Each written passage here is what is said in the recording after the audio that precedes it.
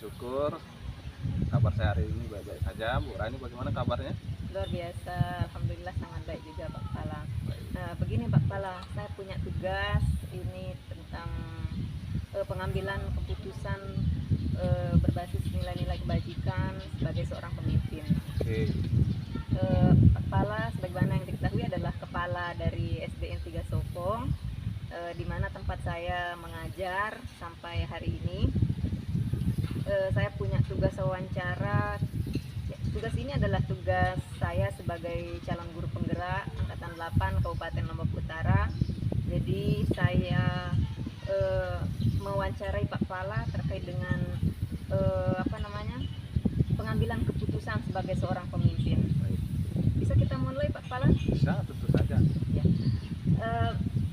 Begini Pak Pala, ada beberapa hal yang akan saya tanyakan nanti. Tentu saya punya panduan pertanyaannya. Untuk pertanyaan yang pertama ini Pak, selama ini bagaimana Bapak dapat mengidentifikasi kasus-kasus yang merupakan dilema etika atau bujukan moral? Baik, terima kasih Bu Rani atas kesempatan yang diberikan kepada saya. Jadi selama saya memimpin di sekolah terkait tentang kasus yang berjenis dilema etika atau bujukan moral, itu kita identifikasi dari pola perilaku individu yang bersangkutan. Jadi dilema etika itu adalah hubungan korelasi ketika ada pembandingan benar dengan benar, ya. Artinya alasan seseorang itu untuk melakukan perilaku itu dari dua sisi adalah benar dan benar, ya. Pihak A punya alasan yang benar, pihak B punya alasan yang benar secara etika. Sedangkan bujukan moral itu kita lebih mudah mengidentifikasinya, karena itu melibatkan alasan individu di satu sisi benar, di satu sisi salah, sehingga kita lebih mudah untuk mengidentifikasi untuk yang bujukan moral. Nah, jadi cara saya mengidentifikasi itu melihat bagaimana perspektif dari individu yang bersangkutan dalam hubungan antar personal. Seperti itu, Bu Rani. Baik. Untuk pertanyaan kedua ini Pak, nanti bisa mungkin diceritakan salah satu kasus yang pernah Bapak tangani di sekolah seperti ini ya. Selama ini bagaimana Pak Kepala menjalankan pengambilan keputusan di sekolah, terutama untuk kasus-kasus di mana ada dua kepentingan yang sama-sama benar atau sama-sama mengandung nilai kebajikan. Baik. Jadi selama saya memimpin tuh memang pernah saya menghadapi situasi yang mengharuskan memang pengambilan keputusan itu melalui pola pendekatan dilema etika. Jadi ada salah seorang guru di sekolah kita, sekolah kami, beliau itu kalau dilihat dari segi disiplin waktu memang belum maksimal. Kalau dilihat dari sisi peraturan sekolah, seorang guru itu harus memiliki nilai disiplin yang baik agar bisa diikuti oleh anak didik kita. Sedangkan beliau selalu bermasalah dengan waktu tersebut karena dihadapkan dengan situasi personal guru tersebut di mana statusnya adalah single parent dan harus bekerja atau mencari nafkah yang membatasi waktunya untuk mempersiapkan diri ke sekolah, sehingga ada kalanya guru tersebut tidak bisa menepati waktu untuk datang ke sekolah lebih awal atau paling tidak sesuai dengan jam mengajarnya. Nah, ketika itu hal terjadi, tentu yang pertama kita harus lakukan sebagai seorang pemimpin melakukan pendekatan secara personal, ya, persuasif. Jadi yang pernah saya lakukan adalah memanggil guru yang bersangkutan, kita berbicara terbuka. Beliau menyampaikan alasannya kenapa tidak bisa memaksimalkan waktu kehadirannya. Dan saya juga sebagai seorang pimpinan juga harus memandang dari sudut yang sangat luas. Jadi ada kepentingan bahwa beliau harus menghidupi anak-anaknya, sedangkan status beliau masih status guru tidak tetap yang mungkin pendapatannya tidak bisa maksimal jika hanya mengandalkan dari sekolah. Tetapi ada satu poin yang perlu kita tekankan di sini, bahwa bagaimana pemimpin itu bisa menggali kesadaran dari rekan tersebut. Memang benar bahwa mencari nafkah itu adalah tanggung jawab orang tua, tetapi jauh lebih benar ketika kita juga bisa bertanggung jawab, ada responsibility terhadap tanggung jawab kita sebagai seorang guru. Kita sudah memilih profesi sebagai seorang guru, kita harus siap dengan apa yang harus kita hadapi, berdamai dengan keadaan. Jadi saya memberikan masukan seperti itu kepada rekan kita tersebut, dan perlahan-lahan memang walaupun belum maksimal, rekan tersebut sudah bisa mengatur kembali mungkin jadwal kegiatannya untuk mencari pekerjaan di luar jam mengajarnya, sehingga dua tanggung jawab itu bisa berjalan bersamaan. Seperti itu yang sudah kita lakukan, Bu Rani. Oh, baik. Sekolah. Berarti seperti itu pengambilan keputusan yang pernah Pak Kepala lakukan. Ya, Ya. Baik. Terkait dengan pertanyaan selanjutnya nih Pak Kepala, langkah-langkah atau prosedur seperti apa yang biasa Bapak Kepala lakukan selama ini? Oke, seperti yang sampaikan di awal bahwa tentunya untuk melakukan pendekatan secara dilema etika itu prosedurnya tentu kita harus punya kedekatan secara emosional dulu terhadap semua guru ataupun dengan anak-anak. Jadi ketika sudah kita membangun personal emosional yang baik, jadi untuk melakukan komunikasi itu mudah. Ya. Ketika di sekolah itu tidak ada komunikasi, maka kita akan kesulitan untuk membangun hubungan personal itu. Jadi itu yang pertama saya bangun dulu. Kemudian baru kita mencari tahu apa sih sebenarnya alasannya bisa terjadi situasi seperti itu.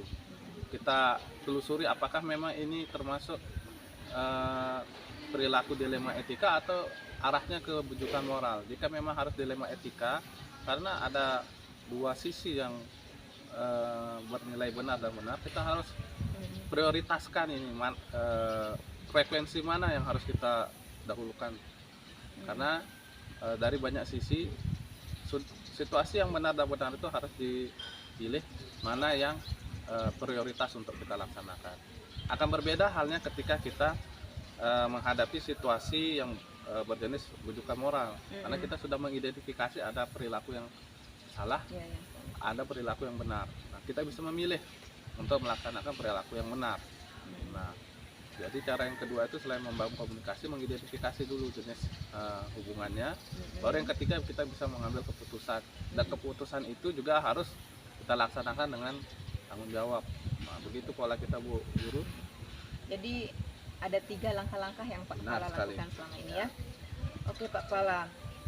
Kemudian hal-hal apa saja yang selama ini Pak Kepala anggap efektif dalam pengambilan keputusan pada kasus-kasus dilema etika?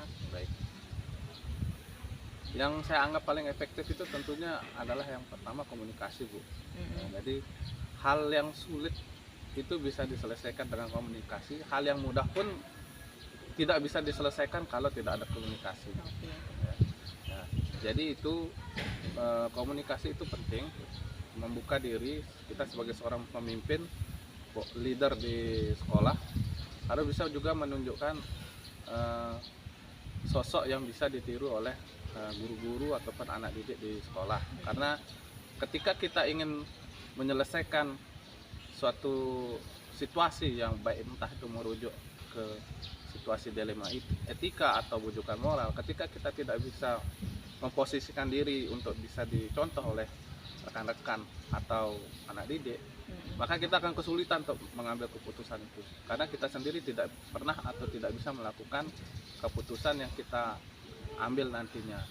Jadi menurut saya bagaimana kita menjadi seorang pemimpin itu ketika menyelesaikan masalah itu bisa mencontohkan terlebih dahulu.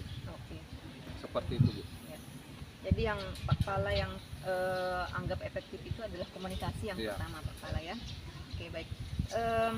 Kemudian selama ini tentu ada beberapa kasus yang pernah Pak Kepala tangani tentunya ya.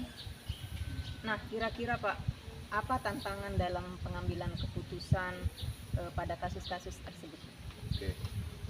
Dalam kasus-kasus yang sudah saya hadapi, tantangan yang paling sering saya alami itu adalah pasca pengambilan keputusan atau penyelesaian kasus tersebut. Jadi terkadang kita harus mengawal. Jadi ketika seorang pemimpin itu mengambil keputusan dan menyelesaikan sebuah masalah, kita tidak boleh melepas sama sekali, harus kita kawal. Nah, di situ tantangan diri saya, artinya untuk membagi diri saya untuk tetap bisa mengawal penyelesaian kasus-kasus tersebut. Jadi itu tantangan bagi saya secara pribadi, karena ketika ada penyelesaian kasus tidak dikawal, punya potensi dia atau kecenderungan untuk mengulangi hal yang sama. Nah, sehingga kita perlu kawal, kita perlu ingatkan kembali apa yang sudah kita sepakati, sehingga ketika sudah pada masanya kita sudah bisa menilai untuk bisa tidak kita kawal atau kita lepas, kita bisa fokus kepada hal-hal yang lain. Jadi itu tantangan bagi saya secara pribadi untuk konsisten untuk mengawal. Berarti mengawal ya, tetap konsisten untuk mengawal agar keputusan tersebut bisa terlaksana dengan baik. Seperti itu Pak Kepala ya? Benar-benar itu. Ya. Selanjutnya nih Pak Kepala, apakah Pak Kepala memiliki sebuah jadwal tertentu dalam sebuah penyelesaian kasus dilema etika?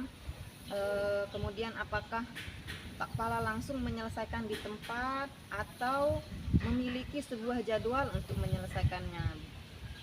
Bentuk atau prosedur seperti apa yang Bapak Kepala jalankan? Baik, jadi kalau untuk penyelesaian dilema etika, pengalaman yang sudah kita pernah lakukan, tentunya kita tidak bisa secara insidental. Artinya begitu ada kejadian langsung kita selesaikan. Kita perlu mencari tahu dulu latar belakang situasi itu bisa timbul seperti apa, lalu mencari kesimpulan awal dulu, hipotesa awal, apa yang menjadi landasan kita untuk melakukan penyelesaian. Baru kita atur jadwal untuk melakukan pertemuan, mungkin secara individu. Apabila kalau itu melibatkan individu dengan individu ya, tentu akan berbeda halnya ketika individu dengan masyarakat, ya, tentu pola pendekatannya bisa berbeda. Nah, kembali lagi pada kasus yang pernah saya tangani terkait dengan individu, saya atur jadwal dulu untuk melakukan pertemuan secara empat mata. Bisa di ruangan saya, mungkin ada di titik-titik tertentu di sekolah, sehingga memberi kesempatan untuk rekan tersebut untuk menceritakan apa yang memang benar-benar terjadi yang sedang dihadapi, dan kita komparasikan dengan kesimpulan awal kita, apakah ada kecocokan atau ada titik yang berbeda. Di sana kita simpulkan untuk bisa kita ambil keputusan yang paling benar. Jadi seperti itu Pak ya, jadi tidak langsung diselesaikan hari itu misalnya ya. Jadi ada jadwal-jadwal nanti kapan akan bertemu. Oke. Adakah seseorang nih Pak Kepala atau faktor-faktor apa yang selama ini mempermudah atau membantu Pak Kepala dalam mengambil keputusan dalam kasus-kasus dilema etika? Oke. Jadi selama saya menjadi seorang pemimpin atau kepala sekolah di satuan pendidikan, ada beberapa faktor yang memang bisa membantu saya untuk menyelesaikan masalah tersebut. Salah satunya saya pernah mengikuti diklat calon guru penggerak, di mana ada materi tentang jenis-jenis seperti ini, coaching, ya, jenis ilmu etika, pendidikan moral. Selain itu juga ada pengalaman berbagi dengan rekan-rekan yang lebih senior, berbagi pengalaman. Ada rekan-rekan yang luar biasa dari lembaga IOA, tempat kita menimba ilmu, bagaimana menilai sesuatu itu bukan hanya dari sekedar materi, atau mungkin juga melihat sesuatu dari sudut pandang yang lebih luas, sehingga dengan banyaknya pergaulan dengan dunia luar, banyaknya pengalaman, itu bisa memberikan kita banyak pilihan, banyak choice kita untuk menyelesaikan sebuah kasus lah yang kita bisa katakan itu yang sedang kita alami, sehingga kita bisa cepat mengambil keputusan, karena pada dasarnya apapun jenis kasusnya, permasalahannya, responsibility yang cepat, pengambilan keputusan yang lebih cepat itu sebenarnya juga salah satu hal yang bagus. Namun tentu kita harus melihat banyak faktor dan banyak sisi juga. Oke. Jadi itu faktor-faktor yang mempermudah dan membantu Pak Kepala ya. Baik, ini sudah di last question nih Pak Kepala, atau Oke. pertanyaan terakhir nih. Ya, Dari semua hal yang telah Pak Kepala sampaikan tadi, pembelajaran apa yang Pak Kepala dapat petik atau dapat diambil hikmahnya dari pengalaman Pak Kepala dalam mengambil keputusan, terutama dalam dilema etika? oke. Jadi pelajaran yang berharga yang bisa saya petik adalah ketika melaksanakan keputusan untuk situasi dilema etika itu adalah seorang pemimpin itu harus bijaksana. Ya. Jadi ketika dalam versi kita itu adalah benar, tetapi bisa saja ada situasi yang mengharuskan kita mengambil titik kebenaran itu dari individu yang lain. Nah, jadi kita harus bisa melihat posisi dalam posisi orang lain itu. Jadi ketika kita bisa merasakan apa yang orang lain rasakan, kita bisa lebih bijaksana dalam mengambil keputusan gitu. Dan semakin sering kita dihadapkan dengan situasi yang bertipe dilema etika itu, karakter seorang pemimpin itu semakin teruji. Beda halnya ketika kita menghadapi situasi bujukan moral, sangat sudah jelas itu mana yang harus benar kita lakukan, mana yang salah. Tetapi ketika situasi dilema etika itu, di sana nilai kepemimpinan itu akan muncul. Ya, itu sangat berharga bagi saya. Situasi-situasi seperti itu yang sering kita hadapi itu bisa memberikan saya banyak pelajaran. Salah satunya bekal saya untuk menjadi seorang pemimpin ke depan supaya bisa lebih baik lagi. Jadi itu pelajaran yang dapat Pak Kepala ambil ya, Iya, dalam mengambil sebuah keputusan. Baik, karena tadi itu adalah pertanyaan terakhir dari saya Pak Kepala, saya ucapkan terima kasih karena telah membantu saya dalam menyelesaikan tugas ini. Pak Kepala sudah membantu saya menjadi narasumber dalam wawancara pada siang hari ini Pak Kepala ya. Saya ucapkan lagi sekali terima kasih. Sama-sama, Bu Guru. Semoga kegiatan Pak Kepala hari ini lancar. Semoga Pak Kepala selalu diberikan kesehatan Amin. Dan kemudahan oleh Tuhan Yang Maha Esa. Baik Pak Kepala, saya kembali ke sekolah dulu kalau begitu ya. Sekali lagi saya ucapkan terima kasih banyak. Selamat siang Pak Kepala. Selamat siang. Sukses selalu Bu Guru ya. Oke.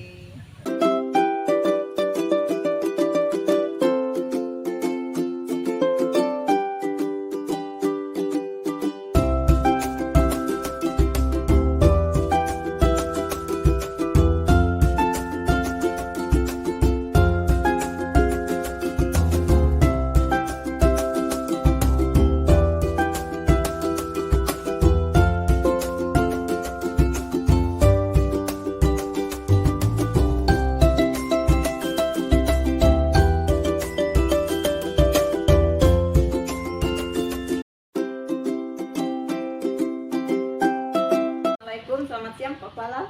Ya, Bagaimana kabarnya hari ini? ya alhamdulillah luar biasa. Baik. Begini Pak Kepala, saya ada tugas calon guru penggerak dari Kabupaten Lombok Utara tentunya, bahwa kita ada melakukan sesi wawancara seperti itu terkait dengan kasus-kasus yang pernah Pak Kepala tangani di sekolah ini. Pak Kepala sudah siap? Ya insya Allah siap. Ya. Lanjutkan. Baik, ini ada sekitar 8 pertanyaan Pak Kepala ya. Untuk pertanyaan pertama ini, selama ini nih, bagaimana Pak Kepala dapat mengidentifikasi kasus-kasus yang merupakan dilema etika atau bujukan moral? Ya, kalau mengenai dilema etika, tentu yang pertama kami melakukan musyawarah bersama dengan rekan-rekan guru yang lain. Kemudian yang kedua akan memanggil langsung teman-teman yang mempunyai masalah berkaitan dengan dilema etika tersebut.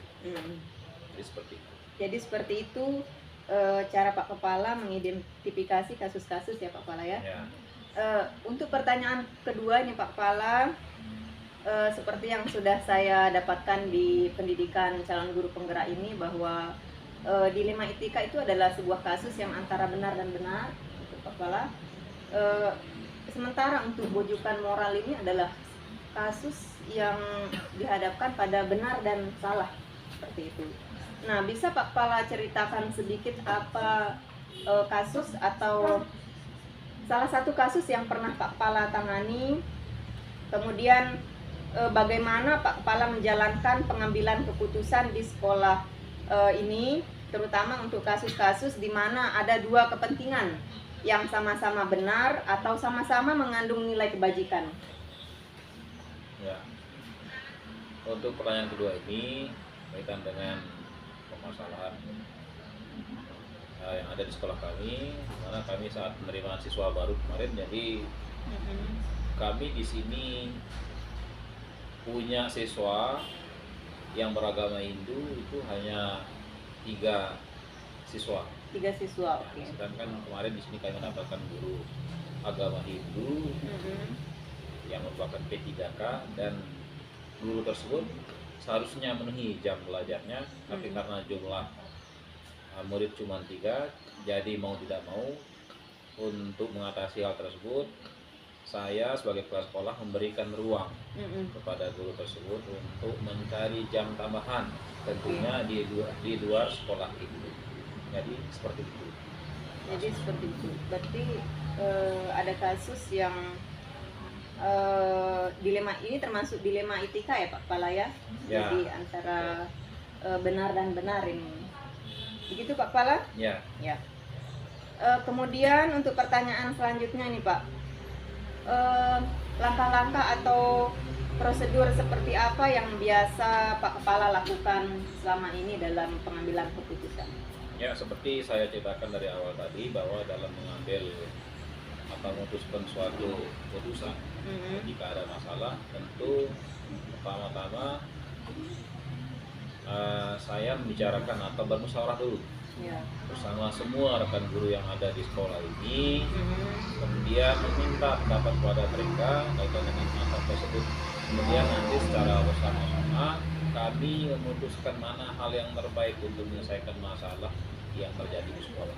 Jadi seperti itu. Oke, berarti bukan hanya Pak Kepala sendiri gitu yang menentukannya. Jadi di Jadi sini ada sebagai sekolah, saya harus meminta pendapat kepada teman-teman atau rekan-rekan guru yang lain. Oke.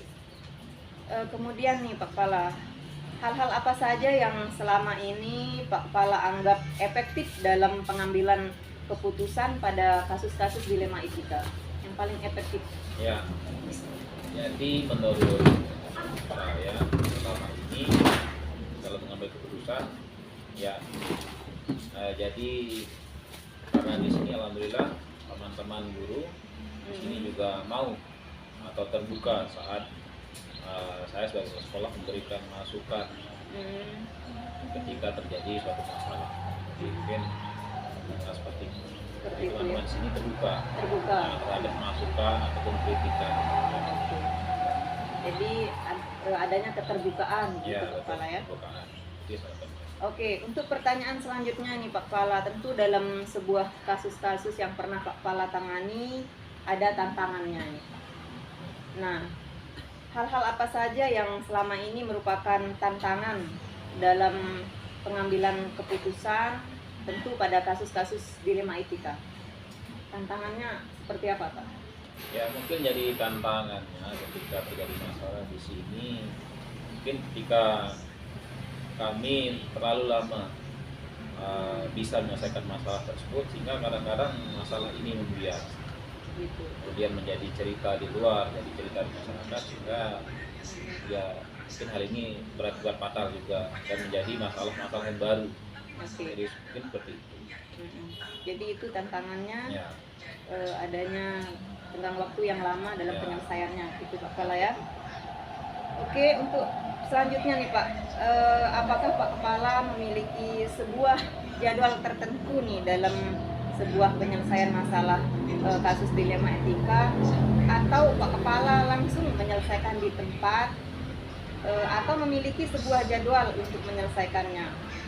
Bagaimana nih Pak Kepala? Ya, kaitan dengan waktu untuk menyelesaikan masalah itu apa namanya, etika, Dilema etika. etika. Nah, kadang dalam menyelesaikan masalah yang ada di sekolah ini, kalau sifatnya sangat urgent, sangat penting sekali, maka bisa jadi kami atau menyelesaikan langsung masalah tersebut. Kemudian kalau memang masalah itu tidak terlalu, ya bisa jadi saya sebagai kepala sekolah memberikan ruang juga kepada teman-teman untuk memberikan masukan kepada saya di dalam ruang diskusi bersama teman-teman atau menjadwalkan kegiatan tersebut ketika ada waktu-waktu yang memang waktu senggang kami bisa bermasalah kaitan dengan masalah yang ada di sekolah. Oke, jadi seperti itu Pak ya. Misalnya kalau masalahnya terlalu urgent bisa diselesaikan langsung hari itu misalnya, tapi kalau yang misalnya ya kurang urgent bisa dijadwalkan. Ya. Seperti itu Pak Kepala ya. Dapat untuk bisa mendapatkan pendapat atau masukan dari teman. Oke nih Pak, pertanyaan selanjutnya nih. Adakah seseorang nih atau faktor-faktor apa saja yang selama ini mempermudah atau membantu Pak Kepala dalam pengambilan keputusan dalam kasus-kasus dilema etika? Ya, tentu banyak sekali yang bisa membantu dalam menyelesaikan masalah. Ini yang pertama dari segi pengalaman, Ya. dan yang kedua di sini saya mempunyai teman-teman rekan-rekan yang sebagian besar juga adalah senior saya di sini, Oke. guru-guru yang senior. Jadi kalau ada masalah yang memang cukup rumit, cukup sulit saya selesaikan, maka sebagai seorang kepala sekolah di sini itu akan meminta pendapat kepada teman-teman atau rekan yang lain yang menurut saya bisa menyelesaikan atau memberikan pandangan dalam menyelesaikan masalah tersebut. Oke.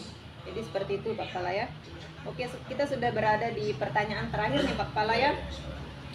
Nah, dari semua hal yang telah Pak Kepala sampaikan tadi,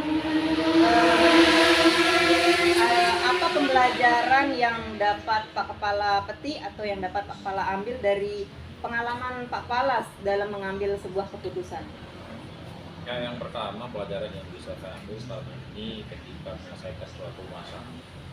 Yang pertama, bahwa ketika ada masalah di sekolah itu kita berusaha menyelesaikan secepat mungkin masalah tersebut dengan alasan supaya masalah tidak berlarut-larut kemudian menjadi masalah baru. Dan yang kedua, dalam mengambil keputusan itu sangatlah penting meminta atau bermusyawarah dengan teman atau teman-teman guru yang lain. Minta pendapat ya, untuk minta pendapat mana seharusnya atau jalan yang terbaik untuk menyelesaikan masalah tersebut. Jadi kerjasama antar teman-teman dan terbuka itu sangatlah penting. Oke, jadi seperti itu Pak Kepala ya. Oke Pak Kepala, demikian tadi pertanyaan-pertanyaan pemandu dari saya terkait dengan pengambilan keputusan berbasis nilai-nilai kebajikan sebagai seorang pemimpin. Terima kasih Pak Kepala atas waktunya. Semoga Pak Kepala selalu diberikan kesehatan oleh Allah Subhanahu Wa Taala. Semoga aktivitas Pak Kepala setiap hari lancar ya Pak Kepala ya. Oke. Baik, terima kasih Pak Kepala. Sekian dari saya. Assalamualaikum warahmatullahi wabarakatuh. Selamat siang. Waalaikumsalam.